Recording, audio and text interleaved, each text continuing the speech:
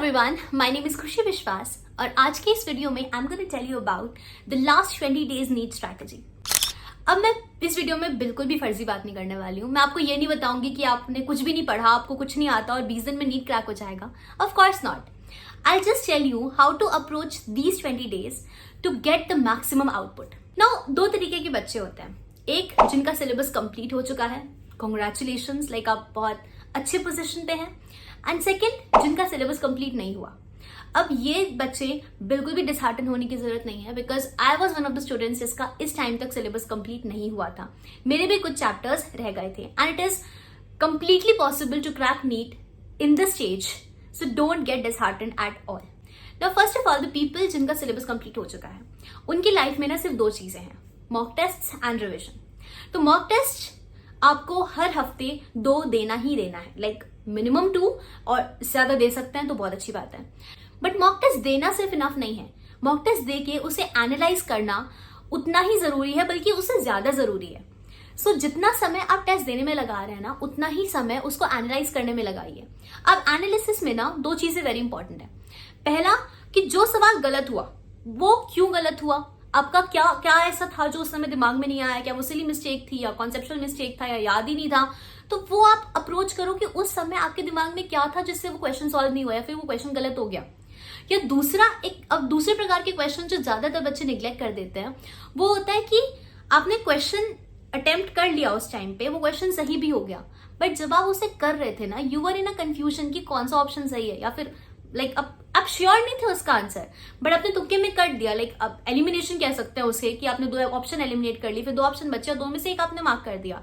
And it's very important for you to analyse those questions also. ये ऐसे question होते हैं जो कि सही होते हैं, तो ये बहुत ज्यादा निग्लेक्टेड होते हैं, but you have to analyse the whole paper in a way कि कोई जो सवाल मेरा सही हुआ, क्या वो मुझे अच्छे से आता था इसलिए सही हुआ, या ऐसे ही सही हो गया, वो भी देखना जरूरी है। और जो नहीं गलत हो गया वो क्यों गलत हुआ, और जो अटेम्प्ट ही नहीं कर पाए वो क्यों अटेम्प्ट नहीं कर पाए। एंड मोर ओवर, जो हमारे 15 सवाल होते हैं ना, जिनमें ऑप्शन होता है 15 में से 10 अटेम्प्ट करने होते हैं, तो पेपर्स में भी हम 10 ही अटेम्प्ट करते हैं। But when you are analysing you should solve all the questions, like जो आपके 5 आपने छोड़ दिए वो भी तो आ सकते हैं ना एग्जाम में, तो अब वो भी रिवाइज करो, ठीक है। अब ये हो गया मॉक टेस्ट के बारे में। अब लेकिन ना मॉक टेस्ट से भी ज्यादा इंपॉर्टेंट एक चीज है जिसे बोलते हैं previous year. So before jumping to the mock test, make sure कि आपने सारे प्रीवियस ईयर किए हुए हैं, लाइक मिनिमम 10 साल के और मैक्सिमम 15 साल के आपको सवाल करने ही करने हैं।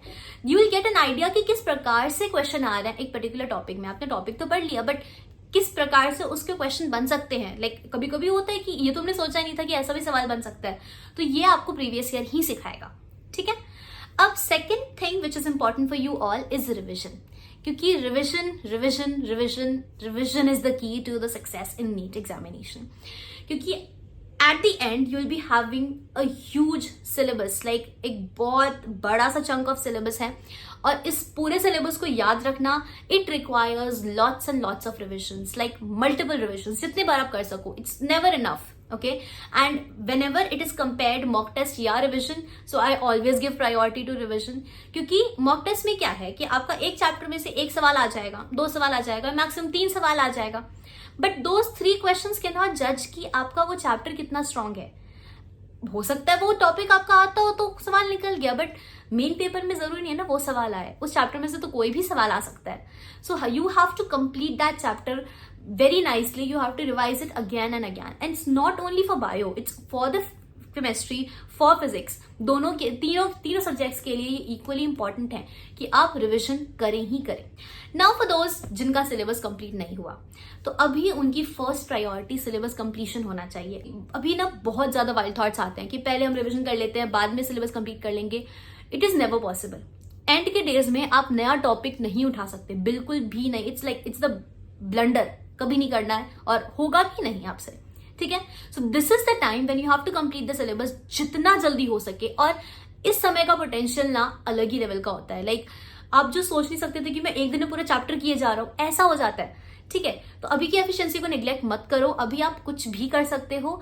ये जो 20 दिन का प्रेशर है, 20 दिन का जो हाइप बना हुआ है ना अंदर, उससे आप कुछ भी कर सकते हो ऑनेस्टली, ठीक है। तो जस्ट कंप्लीट द सिलेबस, और after completing the syllabus as soon as possible switch to the things जो मैंने आपको फर्स्ट कैटेगरी के बच्चों के लिए बताया, that is mock test, analysis, revision revision revision. Okay, अब जिनका सिलेबस कंप्लीट नहीं हुआ ना, उसमें भी वैरायटी ऑफ पीपल हैं। जिनका थोड़ा सा सिलेबस रह गया, जिनका बहुत सारा सिलेबस रह गया है, तो जिनका थोड़ा सा रह गया वो तो कंप्लीट कर लेंगे घिस पिस के। बट जिनका बहुत ज्यादा रह गया है ना, आई वुड एडवाइज यू कि आप एटलीस्ट 2 सब्जेक्ट्स का सिलेबस पूरा ही कर लो, मतलब 100%, और फिर एक का थोड़ा सा कम छोड़ सकते हो in the like bad situation, जो कहते हैं वर्स्ट सिचुएशन में आप कुछ चैप्टर सिर्फ एक सब्जेक्ट का छोड़ सकते हो, ठीक है। और जो सब्जेक्ट होना चाहिए वो तो bio, of course you have to complete bio को आप कभी नहीं छोड़ सकते। बायो आप पूरी सिलेबस कंप्लीट करो। केमिस्ट्री या फिजिक्स में जो आपका स्ट्रॉन्ग है उसका सिलेबस कंप्लीट कर लो, और जो वीक है उसके आप 2-3 चैप्टर्स जो नॉन यील्डिंग चैप्टर्स हैं, ऑफ कोर्स दैट ओनली, उन्हें आप छोड़ दो, क्योंकि उसके बाद भी सिलेक्शन पॉसिबल है। एंड ये लाइव एग्जाम्पल है उसका। अब let's address to those people जिन्हें पता है कि उनका सिलेक्शन इस साल नहीं होगा। Yes, these people exist, okay? These people do exist, क्योंकि प्रीवियस ईयर, मतलब लास्ट ईयर मेरी भी कंडीशन वही थी कि मुझे पता है कि मैंने पढ़ा है, बट उतना कंप्लीट उतने में लेवल पे नहीं हूं कि इस बार मेरा सिलेक्शन हो। तो अब उसमें ना 2 ऑप्शंस आते हैं, या तो आप इस फील्ड को ही छोड़ रहे हैं, कुछ और कर रहे हैं, CUET है, कुछ और जो भी whatever your plans are, then it's completely fine.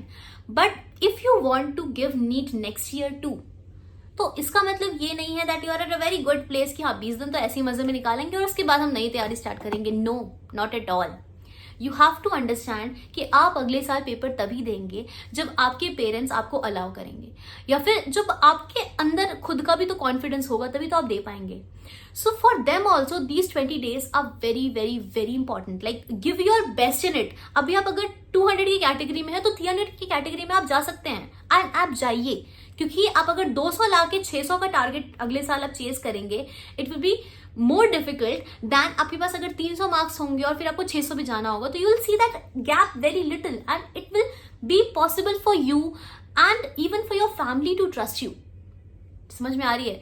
तो इस समय आपको ढीले नहीं पड़ना है। You have to give your best, like जितना आप कर सको। बायो कर सकते हो ना, बायो करो। फिजिक्स कर सकते हो, फिजिक्स करो। केमिस्ट्री कर सकते हो, केमिस्ट्री करो। जो आपका सेफ जोन है, जो आपका मतलब आपका स्ट्रेंथ है, you know your strength, just do that. Don't miss it out, okay? Never miss it out. Thanks for watching. Bye bye, all the best.